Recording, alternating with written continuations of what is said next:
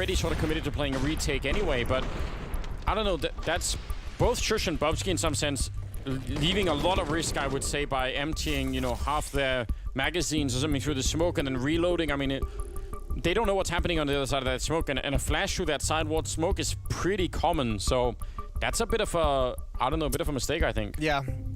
They're like coin flip of their positioning of where they're at exactly. You're right. It's a pretty, I mean, that could just be bad decision, could be a little bit of a loss of focus, could be frustration. Either way, they better figure it out and fix it quick. They're running out of opportunities to come back in this half. We're going into round 10. They've got very little money, and they're force buying, and they're down 3 rounds. Yeah, force buy with a max 7 on Bubsky. Do you think he's going to end up in Pop Dog? We've seen Ladder some, room. Yeah, seen some fun stuff out of him. He's got the last spawn, though, so we'll see how he's able to get there. If he's able to get there, good shot from Acor. At least damaging twist. No ladder room access for the shotgun, but all 5 defenders outside for Mad Lions. Okay. Literally not a soul at the inner bomb site. I mean, that's unbelievably risky, but maybe it's going to pay off. We'll see. They're right next to each other. Rez and Bubsky, and there's the kill. Oh, he wanted to change too quickly. Maybe could have had the second kill. Now, Roy's going to know, but still, big opportunity right there. Molotov in the corner, and Hampus thinking about it. Is he going to have to put down that smoke? Not quite, and he'll get the kill anyway. Finally, pulls out the grenade, and it gets the one more. No. That is a ridiculous steal. Now it's a 2-on-2. Oh, look at Hampus. How do you make this play work? Not going to come through the smoke quite yet. Bomb is back down towards Team Mid, but Nock is silently getting to this position. He knows now where Asilian is. But man, Asilian and Acor just backing away from these fights, and Nock is going to have to traverse all the way back to Team Mid to get that bomb. 40 seconds on the clock. Yeah, it would help him a lot if he could have found a kill before he has to go back there. But now, by the time he does, I mean, he's going to have to run at least some of the way back just to have any time to maybe try and fake it once. I mean, he can't leave himself just 3 seconds. And there we go. The running has begun. Asilian is going to be coming back from Ivy right about now. And Nog is so exposed. This is, I mean, yeah, he needed a gift. He needed something here to make this work. He's going to go for the bomb plant, and Asilian is swinging. Ooh, not quite. Oh, no. He probably could have done it. I can't believe he just gave up his position like that as well. Now, at least he knows where Nock has gone. There's really only one location that Locke could have left if he's not at the bomb train. Yeah. So Asilian's going to have that information ASAP. He might not know it.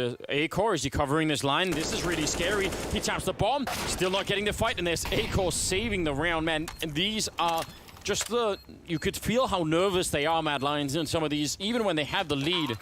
It's really, really not a strong start, I would say, for the Danish side. 4-6 with the bomb plant, though. NIP are going to keep it up.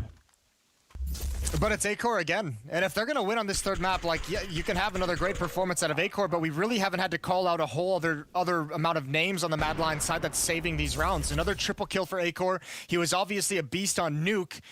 But they need Shush. They need Bubsky to be able to step up here. Bubsky at 8 kills. Asilian's at 10 kills, which is good to see him bounce back from a tough opening pair of maps in this series, we'll say. There's a good trade, at least, with the grenade to take down Hampus.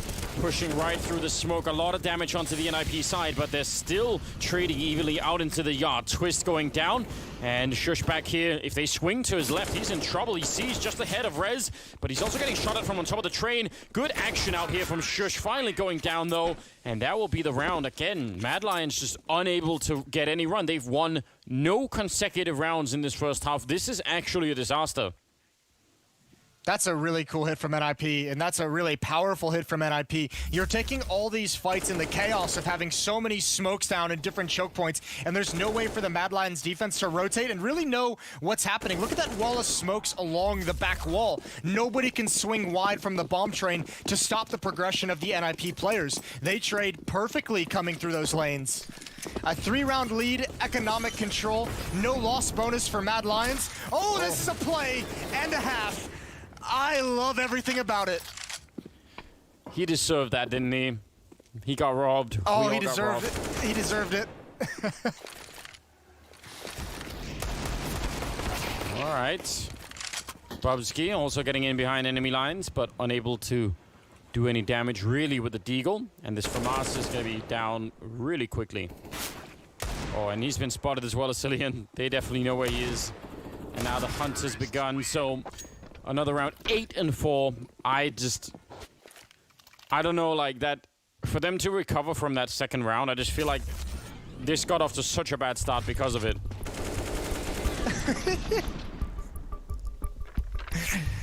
Oh my God, you just never expect that to happen. I hope he goes for those all the time. I hope he never stops going for those. The fact that NIP are laughing about it as well.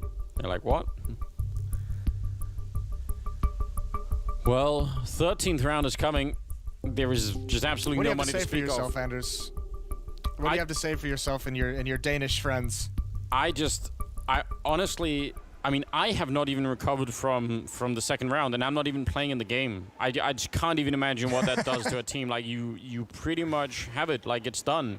You've lived through that round, and then like you could just tell they have no, like they're not winning any consecutive rounds. This is just a really, really horrible first half in every respect.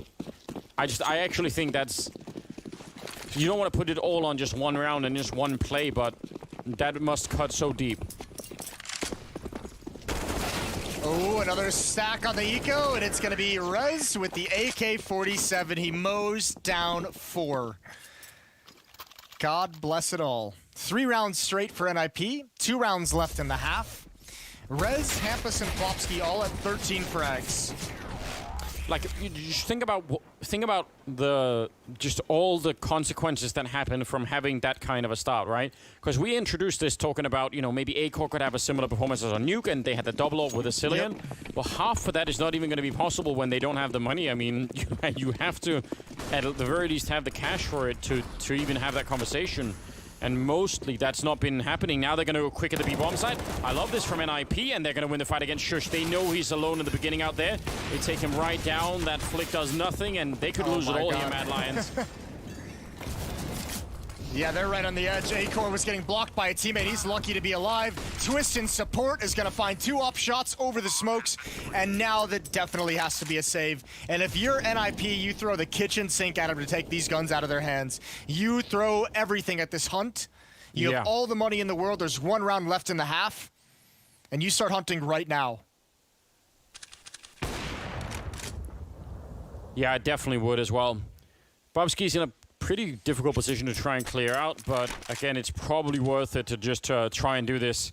They have so much money in the bank, and it's not like, I mean, the worst that could happen is if you give that AWP over to someone so they have a double AWP, but still, definitely go for it here.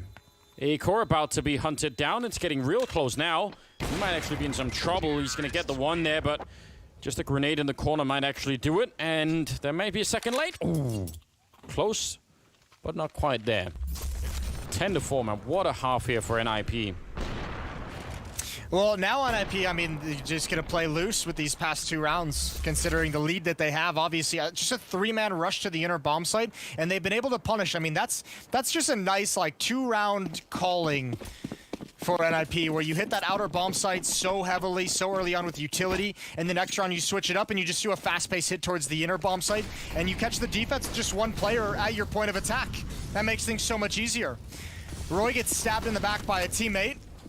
They're going to get aggressive towards T-mid. There's the pop flash. Here's the push. Nobody clears left. 2 players come in. Bubsky and Roy, neither of them look left.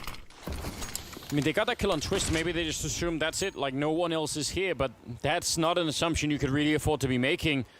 And they actually had set it up with a bit of a flashbang as well, but not even going to be getting that trade. So 4 versus 3.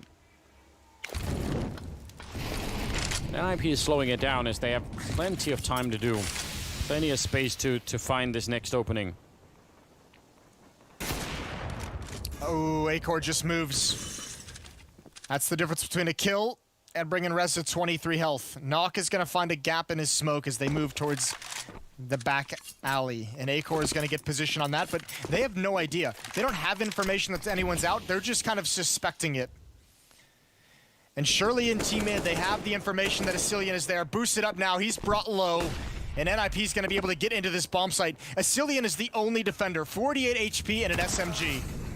Yeah, and at that range, the AK will almost always come out on top. Now, Acor, he's now all the way to the back line here, but they could get the bomb plant, and there's nothing that Mad Lions could do to stop it. Pretty good kill on Hampus. Bit of a jump that's super dangerous. I'm not sure why they're trying to do that. Just leave it alone and you probably will win this round. 2-on-3 and Nok with a pretty easy fight against Shush. Now it's everyone versus Acorn. He's so boxed in here, walking right into a shot. He should be going down, and he will. 11-4 at the end of the half for NIP. Very, very strong chance that they're going to be able to take this map away, and thus the series. We'll see if that actually happens in the second half. That's going to be coming up after the break. Stay tuned.